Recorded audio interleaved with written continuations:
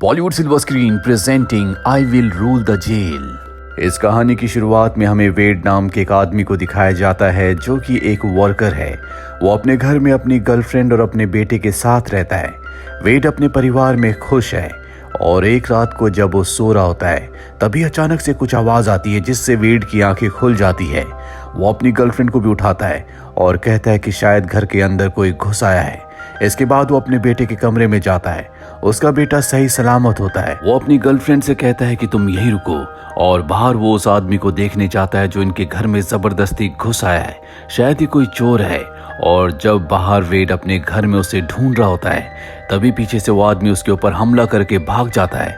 वेड baseball का bat उठाकर उसका पीछा करता है और उसे रोकने के लिए पकड़ने के लिए वो बेसबॉल का बैट उसके सर पर मारता है जिससे वो वहीं पर गिर जाता है। उस आदमी की मौत हो जाती है। ये देखकर वेड डर जाता है। अब यहाँ पर पुलिस भी आती है। पुलिस चेक करती है कि उस आदमी ने घर से कुछ नहीं चुराया था। पुलिस वेड से कहती है कि तुमने इसके ऊपर घर से बाहर हमला किया है जो कि तुम्हारे फेवर में नहीं जाएगा। दरअसल वो आदमी भागते भागते घर के लॉन तक पहुंच चुका था। हालांकि वेड और उसकी गर्लफ्रेंड पुलिस को समझाने की कोशिश करती है लेकिन पुलिस इनकी बात पर यकीन नहीं कर सकता जब तक इनके पास कोई सबूत नहीं है। और अब वेड को जेल हो जाती है जहां जेल के पहले दिन ही कैदी उसके साथ अच्छा बिहेव नहीं करते। एक कैदी उसे मारता भी है। साथ ही उसके सेल में जितने भी कैदी होते हैं वो उसके साथ अच्छे से बात भी नहीं करते। और अब वेड की लॉयर आती है जो वेड को बताती है कि तुम्हारे ऊपर मर्डर के चार्जेस हैं क्योंकि जिस आदमी को तुमने मारा ना तो तुम्हारे घर के अंदर था, ना उसने तुम्हारे घर से कोई चीज चुराई थी और ना ही उसके पास कोई हथियार था। इसीलिए केस तुम्हारे फेवर में नहीं जाएगा। इसके बदले तुम्हें $1 मिलियन का जुर्माना और साथ ही कई सालों की सजा हो सकती है। लेकिन फिर भी मैं तुम्हें रिहा करवाने की कोशिश करूंगी। अब कुछ दिनों के बाद एक बार फिर से वकील उसके पास आती है और कहती है कि मैंने हर तरह से तुम्हें बचाने की कोशिश की लेकिन मुझे कोई रास्ता नहीं मिला। अब तुम्हारे पास एक ही तरीका है कि तुम कोर्ट में जज के सामने अपने जुर्म को कबूल कर लो, इससे तुम्हारी सजा कम हो जाएगी। अब उसे कोर्ट में जज के सामने पेश किया जाता है जहां पर वेड अपने जुर्म को कबूल कर लेता है। हालांकि उसने वो जुर्म नहीं किया। उसने उस आदमी को मारा था जो जबरदस्ती उसके घर पर आ गया था लेकिन अब उसके पास इसके अलावा कोई रास्ता नहीं था। जुर्म कबूल करने के बाद उसे 3 साल की सजा होती है और अब वेड को बस में बाकी कैदियों के साथ बड़ी जेल में ले जाया जा रहा होता है जहां पर वो अपने आगे के 3 साल बिताएगा। लेकिन इसी बस में एक लोकल गैंग का लीडर होता है जो वहां पर चाकू से एक दूसरे कैदी को मार देता है और उस चाकू को जैक नाम के दूसरे कैदी को पकड़ा देता है जो वेड के पीछे बैठा होता है। वो कैदी डर के मारे चाकू को वेड की सीट के नीचे छुपा देता है और वेड से कहता है कि इसके बारे में किसी को कुछ मत बताना, नहीं तो जेल में तुम्हें भी मार दिया जाएगा। वेड बहुत ज्यादा डर जाता है और पुलिस आती है क्योंकि पुलिस को वेड की सीट के नीचे चाकू मिला है। इसीलिए उसे इन्वेस्टिगेशन के लिए बुलाया जाता है। लेफ्टिनेंट उससे कई सवाल पूछते हैं लेकिन वेड उन्हें कोऑपरेट नहीं करता, उनके सवालों का जवाब नहीं देता क्योंकि अगर उसने किसी के खिलाफ कुछ भी कहा तो उसे भी मार दिया जाएगा। अब क्योंकि उसने लेफ्टिनेंट के सवालों का जवाब नहीं दिया था इसीलिए उसे जेल के उस डिपार्टमेंट में भेज दिया जाता है जहां पर बहुत खूंखार कैदी रहते हैं जिन्हें उम्र कैद हुई है या फिर फांसी की सजा हुई है।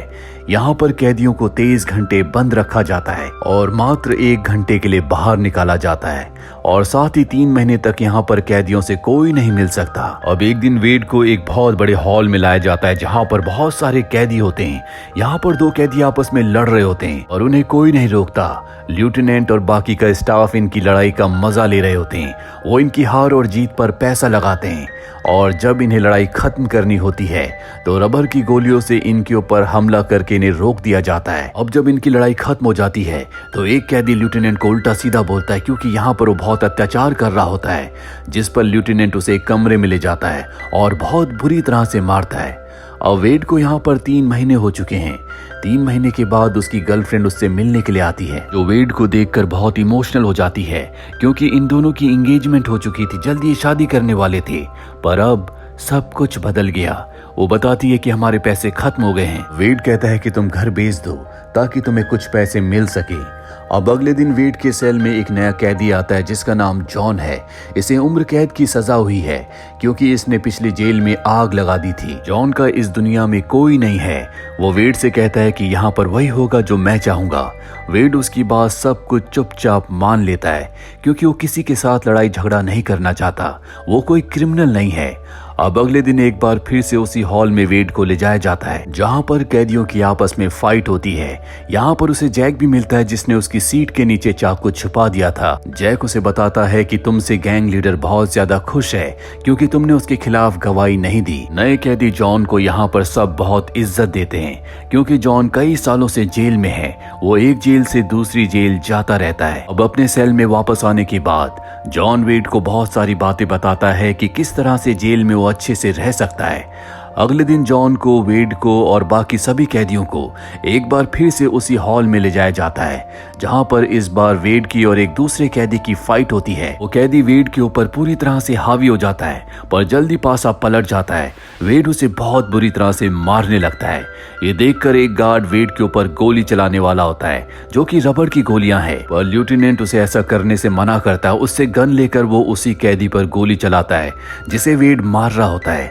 वेड को कुछ समझ नहीं आता। जॉन उसे बताता है कि यहाँ के जितने भी रूल्स होते हैं वो सब के सब लेफ्टिनेंट और उसके साथी जो यहाँ के गार्ड्स हैं वो बनाते हैं। अब क्योंकि जेल में बहुत ज्यादा कैदी जख्मी हो रहे होते हैं इसीलिए जेल का इंस्पेक्शन करने के लिए एक इंस्पेक्टर आता है।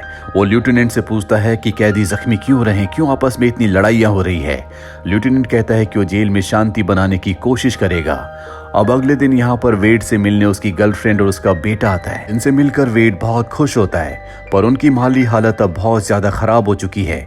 वेड कहता है कि तुम जल्द से जल्द घर भेज दो, मैं बाहर आने के बाद सब कुछ ठीक कर दूंगा। अगले दिन वेड को जैक फाइट के लिए ललकारता है लेकिन वो उससे फाइट करने से मना कर देता है, जिसके बाद जैक के आदमी उस पर हमला कर देते हैं। जॉन वेड की मदद करने की कोशिश करता है लेकिन जैक और उसके साथियों की तादाद बहुत ज्यादा होती है, इसीलिए गार्ड्स को आंसू गैस छोड़कर इनकी लड़ाई रोकनी पड़ती है। इसके बाद वेड को वही लोकल गैंग लीडर अपने पास बुलाता है जिसके खिलाफ वेड ने गवाही नहीं दी थी।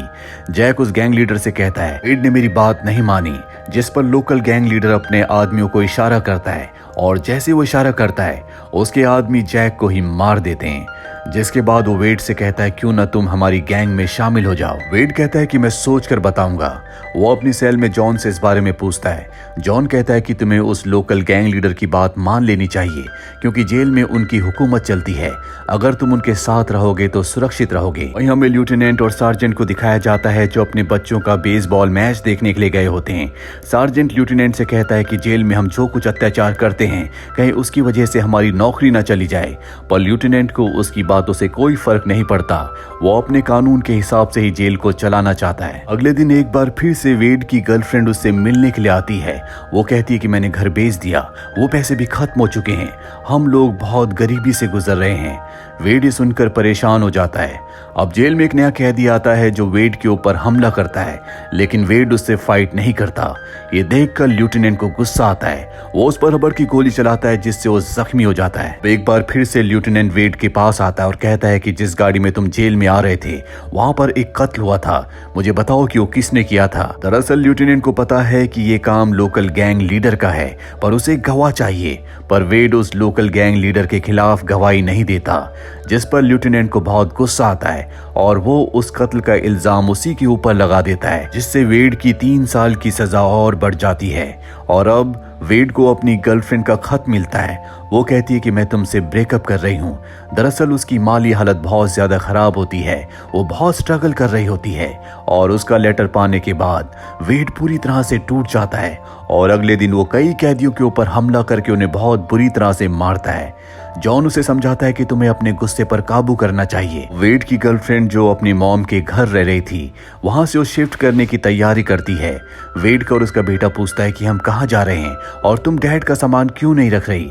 वो बताती है कि अब हम उनके साथ नहीं रहेंगे। और वेड का बेटा जो अपने पिता वेड से बहुत प्यार करता है वो कहता है कि मैं उनके बिना नहीं रह सकता।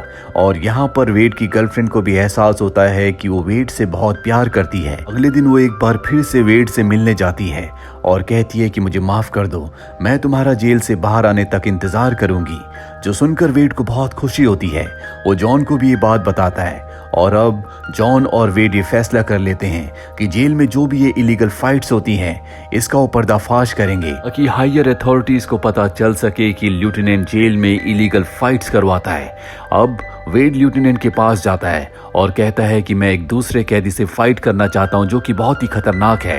लेफ्टिनेंट कहता है कि ठीक है, पर ये फाइट तब तक खत्म नहीं होगी जब तक तुम में से एक मर ना जाए। वेड उसकी इस शर्त को एक्सेप्ट कर लेता है। अब अगले दिन वो अपनी गर्लफ्रेंड को मिलने के लिए बुलाता है और कहता है कि तुम एक दिन के बाद गॉर्डन नाम के एक ऑफिसर को यहाँ पर हो रहे अत्याचारों के बारे में सब कुछ बताना और उसे यहाँ पर लेकर आ जाना। गॉर्डन अपने साथ इन्वेस्टिगेशन ऑफिसर को भी यहाँ पर ले आएगा। उसकी गर्लफ्रेंड उसकी बात मान जाती है और अब अगले दिन यहाँ पर वेड की और उस दूसरे कैदी की फाइट होती है। वेड उसे बहुत बुरी तरह से मारता है और उस कैदी को धराशायी कर देता है और अब वो पला चुका है जब उसे उस कैदी को मारना होगा जैसा कि लेफ्टिनेंट ने शर्त रखी थी। पर वेड उसे मारने से इनकार कर देता है जिससे लेफ्टिनेंट को बहुत गुस्सा आता है। वो उस पर रबड़ की गोली चलाना चाहता है लेकिन तभी जॉन उसके सामने आ जाता है। वो जॉन को हटने के लिए कहता है पर अब एक एक करके सभी कैदी उसके सामने आ जाते हैं। यहाँ पर लेफ्टिनेंट अब सबको मारना चाहता है और सार्जेंट उसे ऐसा करने से मना करता है जिसके बाद वो रुक जाता है और अब इस सब कैदियों को एक एक करके उनकी सेल्स में भेज देते हैं। जब वेड और जॉन अपनी सेल में पहुंचते हैं तो वहां पर एक गार्ड आता है और कहता है कि तुम्हें वापस उसी जगह पर जाना होगा जहां पर फाइट होती है। ये दोनों के दोनों वहां पर चले जाते हैं और जमीन पर इन दोनों को लिटा दिया जाता है। इसके बाद लेफ्टिनेंट अंदर आता है जो इन दोनों को मारना चाहता है। यहाँ पर कुछ गार्ड्स ऐसे भी होते हैं जो इसके खिलाफ होते हैं, इसीलिए एक गार्ड चुपके से वहां के सीसीटीवी कैमरे को ऑन कर देता है ताकि ये सारा का सारा इंसिडेंट वीडियो में रिकॉर्ड हो जाए। और अब लेफ्टिनेंट उनकी तरफ बढ़ता है और वेड के पास जाता है। अब वो वेड को मारने वाला होता है लेकिन तभी जॉन जिसके पास एक खुफिया हथियार होता है उससे वो लेफ्टिनेंट के ऊपर हमला करके उसे जख्मी कर देता है। जब बाहर से एक गार्ड ये देखता है तो वो जॉन के ऊपर गोली चला देता है। हालांकि वेड अब लेफ्टिनेंट के ऊपर हमला करना चाहता है पर जॉन उसे मना करता है। वो कहता है कि अभी तुम्हें कुछ नहीं करना। अब यहाँ पर गॉर्डन और वो इन्वेस्टिगेशन ऑफिसर भी पहुंच चुके हैं जो यहाँ की हर एक चीज को इन्वेस्टिगेट करते हैं और उन्हें पता चलता है कि लेफ्टिनेंट यहाँ पर क्या कर रहा था। हालांकि अब लेफ्टिनेंट की और जॉन दोनों की मृत्यु हो चुकी है। यहाँ पर ऑफिसर्स को रिकॉर्डेड कैसेट भी मिल जाता है जिससे उन्हें पता चल जाता है कि वेड कोई प्रोफेशनल मुजरिम नहीं है। इसीलिए वेड की जो 3 साल की सजा बढ़ी थी जो उसके ऊपर गाड़ी में हुए कत्ल की वजह से बढ़ी थी, ऑफिसर्स को पता चलता है कि उसमें वेड पूरी तरह से बेकसूर था। इसीलिए उसकी 3 साल की सजा को माफ कर दिया जाता है। वेड ने यहाँ पर 15 महीने बिता लिए हैं और अब उसकी 15 महीने की सजा बची है। वेड यहाँ पर 15 महीने और बिताता है पर अब इस जेल में किसी तरह की कोई फाइट नहीं होती, किसी भी कैदी पर कोई अन्याय नहीं होता और ये सब जॉन और वेड की वजह से हुआ। अब 15 महीने बिताने के बाद वेड इस जेल से आजाद हो जाता है।